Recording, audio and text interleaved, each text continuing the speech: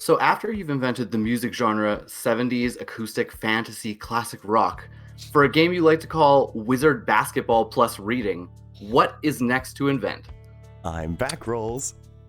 I'm Mac Fraser, and we're the Nintendo Nerds. We're a comedy and gaming duo here to help you craft and play your way to a better day. We met in the not too distant past during some spirited online Mario Kart, and as it turns out, we share a love for art, gaming, and all things Nintendo. And we want to share our nerdy knowledge with you. So stick around, because in today's episode, our Season 1 finale of the Nintendo Builders Corner, we are joined by the incredible award-winning resident composer of Supergiant Games, Darren Korb. Now, for the past 10 years, Darren has provided some of the most exciting and memorable video game soundtracks that you can lay ears on in Bastion, Transistor, Pyre, and Supergiant's latest release, Hades. The small yet mighty team at Supergiant has created some of the most dynamic and memorable moments you can play on your Switch today, and Darren is responsible for creating their entire soundscapes. And it all began in a closet sound booth in New York City. Darren, thanks for joining us today. We really appreciate it. My pleasure. Thanks, Darren. It's so great to have you here. So, before your work at Supergiant began, you grew up in San Jose, California, where you were childhood friends with Amir Rao, the studio designer at Supergiant. When did you become a student of music and really begin playing rock music? And what video games were you playing back then?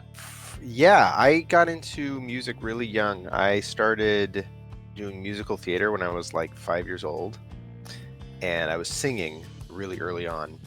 And then probably when I was around 11 years old, I picked up the guitar and started getting into rock music and started writing songs and playing in bands. And I did that all throughout, from then on, all throughout my life, playing in bands was a big part of what I enjoyed doing. And I played with Amir in bands for a long time, actually. He was my drummer for quite a while, all the way through part of college. And so, yeah, the way I got into games is sort of, I just fell into it, basically. People ask me, for advice on how to get into games and how can they become a composer in games, and I don't have a good answer. I always feel really bad because my buddy, who I'd been friends with since we were 8, co-founded a video game company and just kind of asked me to participate, and I was like, yeah, sure, that sounds awesome. I didn't, it wasn't something that I had directly pursued, but when it was presented to me, I was like, oh, of course, that's amazing. I'd love to do that. Well, even though it wasn't something you'd previously pursued, you were kind of the perfect formula for what Amir was looking for. A lifelong friend, a student of music, and someone who probably hunkered down in a lot of BattleNet hours doing Diablo 2 raids. I think you mentioned Yes. Diablo 2 as an influence before. Oh yeah, absolutely. No, it's true. I grew up loving and playing a ton of games. So you were a and Rock Band addict from the jump, it was? Absolutely. No, I played the first day. I think Amir came over with that first Guitar Hero game. I was just like instantly tickled. I was like, this is a new thing. This is amazing. Like, what a I silly love novelty. I can't wait to dig it. Well, so just the full sort of silly, the commitment to the silliness of it, like where you have to tilt your guitar up. You have to like tilt your guitar, just a little detail of like having to tilt your guitar neck up. God, that's bringing everything back. I forgot that it even had the whammy bar. Oh, yeah, I know, all of the little nuances that they included, and you gotta think, holy crap, that was quite a while ago now that you think about it. And for our listeners, Darren is actually part of the 2010 Rock Band Championship team. That is proudly listed on your work bio. It is true. It is true. Yeah, that was one of my finest achievements. It really, and when Rock Band finally came out, I followed harmonics there. When that game came out, it was just, I'd never had an experience like that playing a video game. Just, me, myself, Amir, all of our buddies over, I think it was a holiday break from college. There were like 2 weeks where all we did was get together and play Rock Band for 6 hours a day. It was like, and do the whole campaign, the world tour mode. And yeah, it created these sort of real life band dynamics in this fake band that we had, where it's like, come on, bass player needs to play an expert so we can get more fans. Step it up, man. Like creates like actual sort of band conflict in a microcosm, in a vacuum. Yeah, it's wonderful. Yeah, So fun. So eventually you found your way to New York City and you're working as a music producer, right? Yeah, it's more or less. I mean, I was attempting to produce music for people. I was I went to school at NYU, and I got wound up with an internship at a recording studio. So I was doing that a bunch, just trying to learn what I could about recording and sort of figure out a way into music as a career. I wasn't really sure how I was going to get there. So I was doing that. I was trying to write songs. I wrote a musical with my brother. I was recording some other artists and trying to produce. And I was doing kind of hired gun musician gigs here and there. But yeah, I mean, I was just any kind of music work I could get, I would take, basically. And so what was life in New York like for you back then? Other than work, obviously. It was a lot of fun. I mean, I was roommates with Logan Cunningham, who is a good buddy of mine from San Jose as well, and also happens to be like the main voice actor we work with at Supergiant, who's done voices in every single game. He's the narrator in Bastion. He's the voice of the Transistor. He's the voice of the announcer in Pyre, and then a bunch of voices in Hades. And so yeah, we were roommates. That's a lot of fun. And I loved living in Brooklyn. It was great. It was it's a good place to spend your 20s, I could see that. Yeah. Well, and then you had the offer from Amir to join in on Bastion, so you were working remotely, and I just have to say, as an aside, it's just such a tremendous score, and it's been 8 years or so since I played through it originally, and to replay it in preparation for this interview has been such a treat.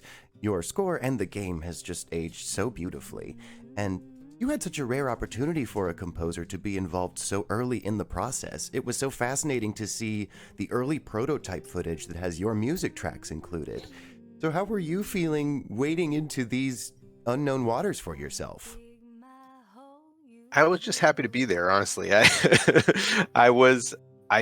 felt pressure to perform in some sense, just because it was an opportunity that I didn't want to squander and I really wanted to succeed at. And I didn't have any actual experience that justified Amir thinking that I could do it. So I was like, all right, well, I better prove You better that be I the can bass do this. player. You better play on expert. Yeah, exactly. Need those fans. No, exactly. If it really felt like a situation that I've been in before, where I'm not the best player in a band, and I want to step it up to make everybody else look better, and I just felt some of that feeling where I was like, oh geez, well, I really want to, a lot of it was sort of learning as I went, especially on the sound design front, because I hadn't really had any experience with that particular aspect. I'd done acting before, I'd done music before, but the sound design, I hadn't really done before. So there was a big learning curve and just a lot of experimentation, and yeah, it was an exciting, scary time for sure. So you mentioned Logan Cunningham, who does a lot of the voiceover for Supergiant Games, and that you guys were roommates, you go way back. What was it like working on the ambitious project with your friend while making recordings in a New York apartment? And we've seen footage of this. It's a blanket you put up in the closet. Yeah. You made do with what you had. Yeah, absolutely. Yeah, I mean, it was a blast. It's, I'm working with people, a lot of people whom I've been friends with since we were little kids, and we have a kind of special rapport that I think is one of those things that takes like decades to forge, So yeah, it's been a real pleasure. It was then and still is a real pleasure to be able to work with these people creatively and professionally. So yeah, it's awesome. And it seems like in this day and age, this is why Supergiant is one of those true gaming industry unicorns, where not only has the team been around for so long, the entire original team of Bastion is still working there. And we don't need to tell you how the rest of that story goes if you're watching this video. Bastion was a tremendous hit, one that we definitely recommend picking up on your Nintendo Switch right now. And I'd imagine that it's so much easier to stay in a workspace when it's something you've built up with people that you have this long-time trust with. Absolutely. I think everybody at Supergiant is, and in particular, I think the original crew who was there at the beginning feels a sense of ownership of Supergiant in a way, and really invests a lot of themselves into all the projects that we work on. And I think part of the advantage of being such a small team is that you can really detect, you can see the fingerprints of everybody involved, on each of our projects. And I like to think of the games we make almost as like different albums by the same band, where you want to have a new thing, but you want to be able to tell that who made it, That's so eloquently put. Thank you. Very much like that. Well, following Bastion, it came time for the wonderful and dreadful dream we all as artists can dream of having, an audience that wants to see more from Supergiant Games. Yeah. This year at PAX, you said in regards to approaching Transistor, it's similar to what musicians face. You have a whole life to make a debut album, and then you have 1 or 2 years to make your second album, which is kind of what you had just spoken about. What was that experience like for your team, searching for the right world in your next game? Yeah, it was pretty harrowing for at times, to be honest. We were all, first of all, when we began working on Transistor, we didn't really at that time Bastion hadn't yet become a hit per se. It was doing okay, and we were confident that we could make another game, but we just didn't know how successful Bastion was going to be at that time. So we had that in the back of our minds while we were working on the beginning of Transistor. And I think sort of walking the tightrope of how similar to Bastion should this be, how different should it be, and trying to really thread that needle for us was really challenging. And we basically examined kind of every single choice that we made. We tried to arrive at organically for that game. Just because we did it on Bastion didn't mean we were going to do it again on this game. And even the narration, the approach to the voiceover, even though you have Logan talking to you the whole time, the context for that is really different because it's a character in the world. It's not an omniscient narrator. So you didn't want to just become the omnipotent narrator game building company.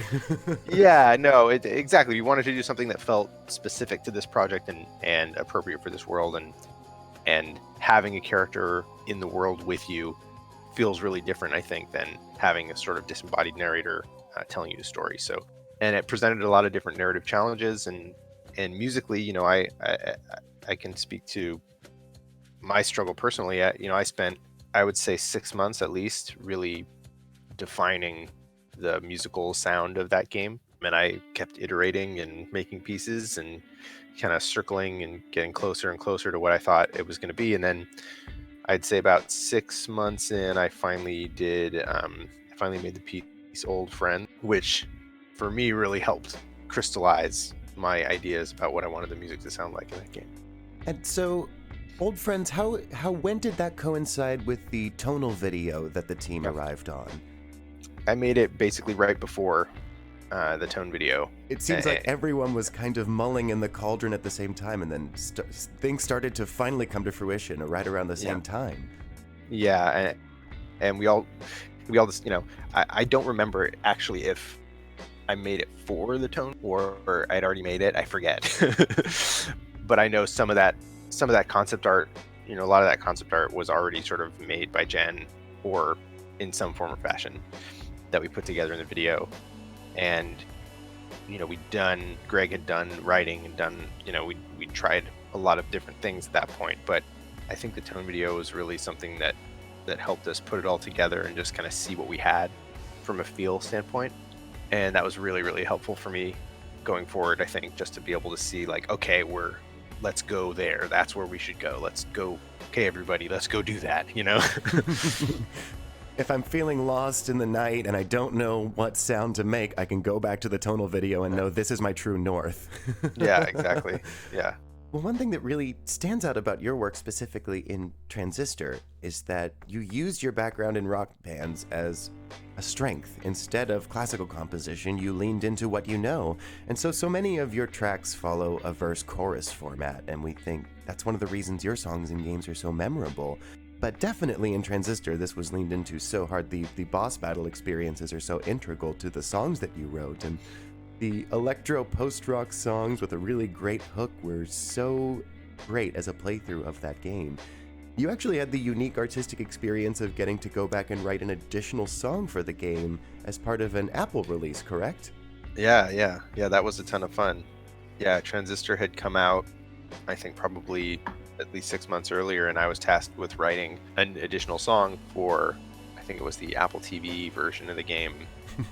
Yeah, just to have like some new content, you know. Yeah, how did it feel to go back and put an extra flourish on a work you may have already thought was completed?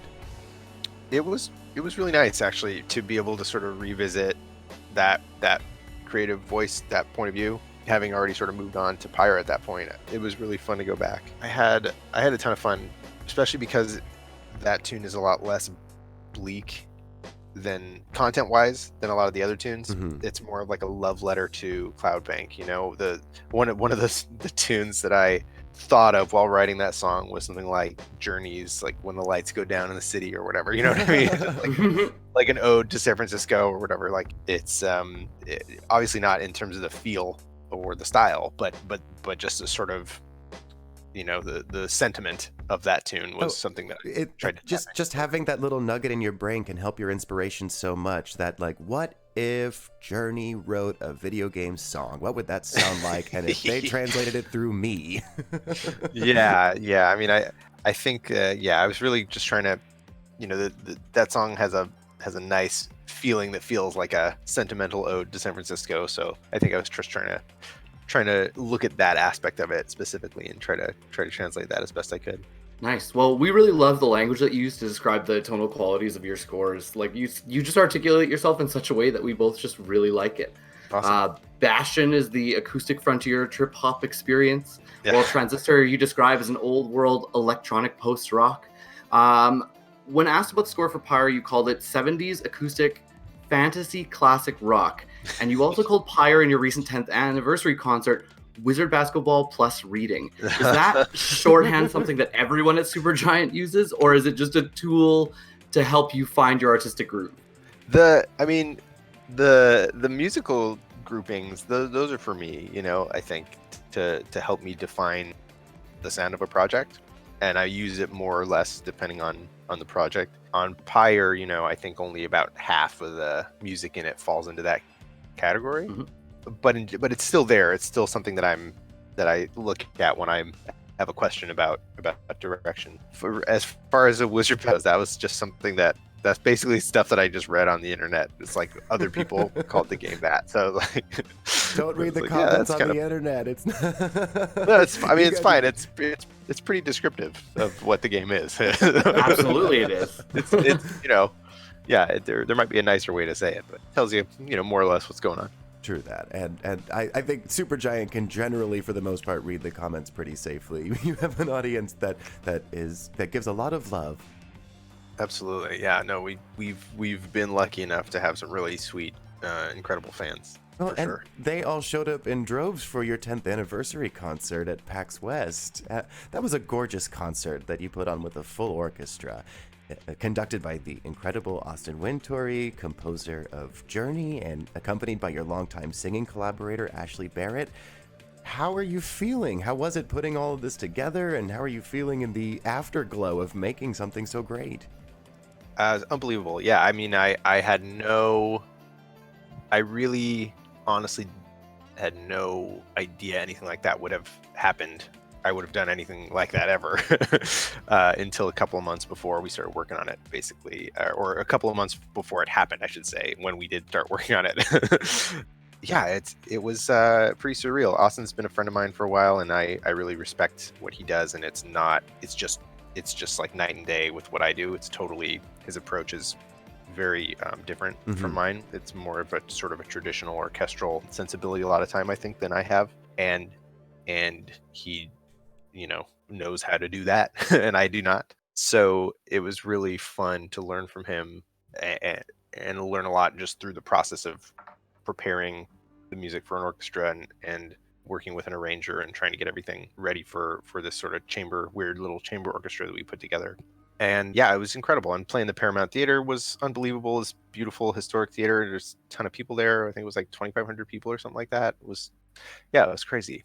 Um, yeah, we, we have some more plans for that orchestral stuff. So hopefully in the future we'll, maybe we'll do something like it again. It was really, yeah, it was a ton of fun. Well, hopefully something local in the Bay Area next time. I'd love to turn out. So you've definitely come a long way from mouth noises in a New York closet. Now you live on the West Coast working for Supergiant Studio, where the entire team's been hard at work at Hades. The latest release that you'll actually be able to play early this week on Steam, I believe, tomorrow. Yeah, As we talked. Yeah. You've been releasing additional music as the game's been patched. What's the journey been like on this game for you? Was all the music waiting to be rolled out as the updates came, or have you been busy writing over time? I've been busy writing over time. Yeah, when the game launched into early access a year ago on the Epic Store. Almost exactly a year ago, because the Game Awards. Exactly a year. Yeah, it was almost exactly a year. Yeah, it was. I had 14 pieces of music on the soundtrack, and now I have, I think, 23, 24. Oh my gosh. So and I've been adding to it basically as we've been releasing updates. Oh, what a year you've had. Yeah, I've had quite a year, right?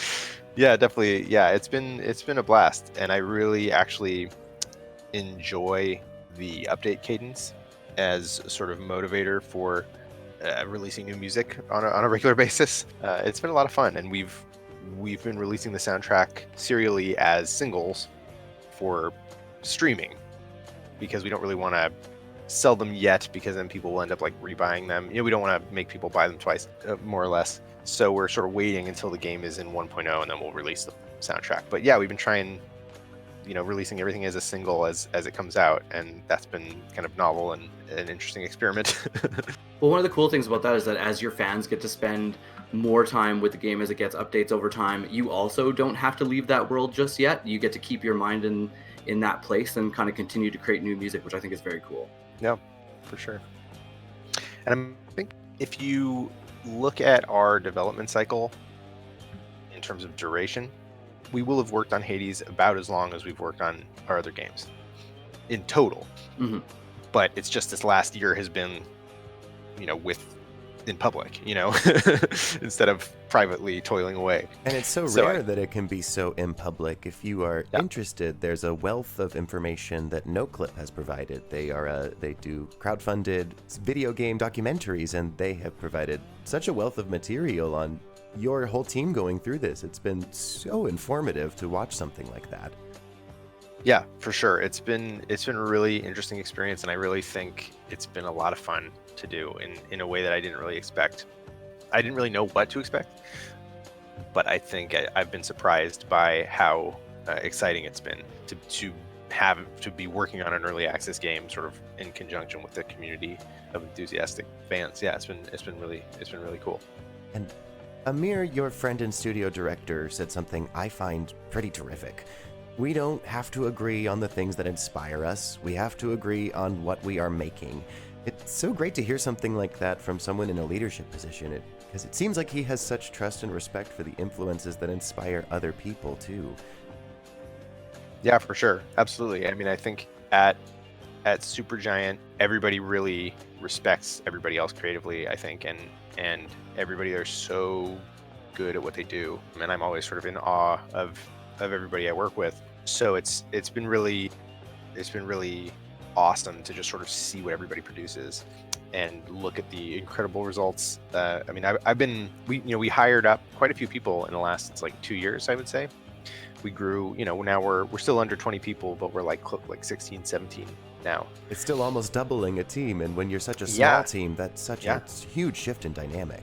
Mm-hmm. Yeah, and I've just been so amazed by all the incredible work that the new people have done, in addition to just constantly being amazed by the work everybody else, the people who've been here a long time. But yeah, the people who recently joined us have added so much. It's been really incredible to see the amazing work everybody's doing. Nice. Well, we would love to hear about some of your inspirations. It doesn't just have to be musicians or composers or artists. We really like to build out our family tree here on the Nintendo Nerds, and so we just kind of like to know who inspires you. Gosh, well, lots of different lots of different.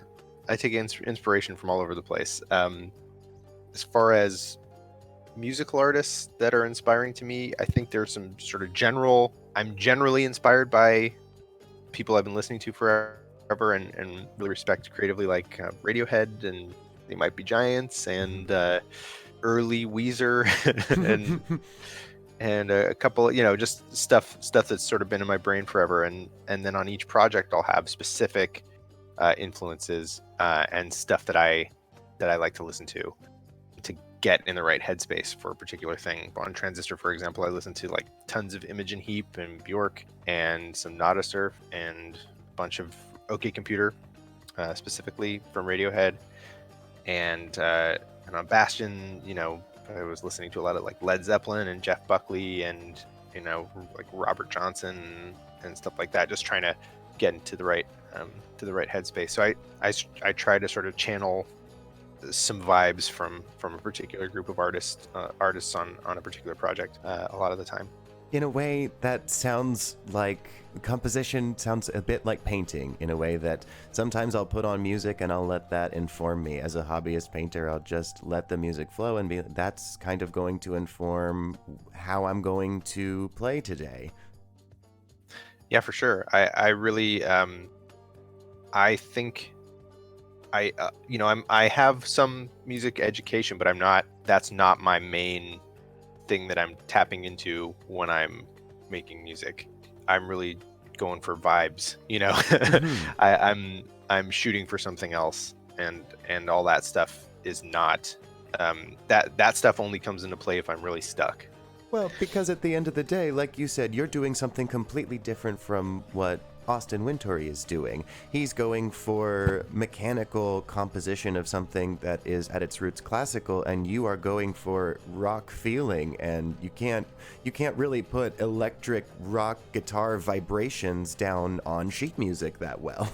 Yeah, for sure. Yeah, and in fact, I don't ever write any music down. I don't. I mean, I guess I could, but it would take me forever, and it wouldn't accomplish the thing that it wouldn't service what you. I'm going for. Yeah, and and also, another thing is that I play everything myself on all the music that I do, for the most part, or at least for the games. Aside from working with Ashley, so it's a pretty different. A lot of the writing happens in the recording of it when I play it into my software that I use to record. That's where the writing occurs. Mm-hmm. Well, we have time for one more question. You've accomplished so many things to be proud of in the first 10 years at Supergiant. We really want to congratulate you and look forward to everything you have in store for gamers in the future. But with a team that works and plays so hard, how do you take time to decompress for yourself? When you're not composing or recording or working on audio design, how do you carve out and use your relaxation time? I try to, I have a son, and so I spend a lot of time. I want to spend time with my family when I'm not at work, ideally. So the time that I used to spend playing a lot of video games and watching movies and trying to take in as much media as I could is now sort of like a smaller percentage of the time that I have, but I still do that when I can. So yeah, definitely that. I try to carve out like specific times for stuff that's important to me creatively and experientially, like this same group of friends that I've been playing Dungeons and Dragons with since we were kids with Amir. I think it's now like we do like twice a year. We'll go and we'll like rent an Airbnb and play D&D for 4 days or whatever. Oh, wow. I love that. Yeah, it's really good. Yeah, it started for it's what we did for my bachelor party when I got married. It's like, this is what I want, guys. I want us all Dungeons and Dragons where no one can bother us. I just want all to like go into a cabin in the woods and play D&D. And that's what we did. And so then we did it the following year, and then for Amir's bachelor party, and then we started doing it just Once a year Twice was a not year. enough. Yeah, once a year wasn't quite enough. Yeah, because we used to play. We have like a weekly online thing that we do, and sometimes we still manage to do that. But everybody's busier now and has adult responsibilities. So, but having the like carved out time where we can just be dumb and go play D&D for 4 days. That's real nice. It's so Nothing important wrong to with that. It's so important to spend some time being dumb so that you can work on the serious stuff. Yeah, absolutely. Well, Darren, thank you so much for your time today. We really appreciate you being with us. Yeah, my pleasure. Thanks for having me. To all our viewers, thank you so much for watching the Season 1 finale of the Nintendo Builders Corner. We'll still be here with more conversations about art, design, and video games, so be sure to click subscribe. As always, we hope you leave this video ready to pick up a Pro Controller, a paintbrush, or a pen. I'm Mac Fraser. I'm Backrolls, and this has been the Nintendo Nerds.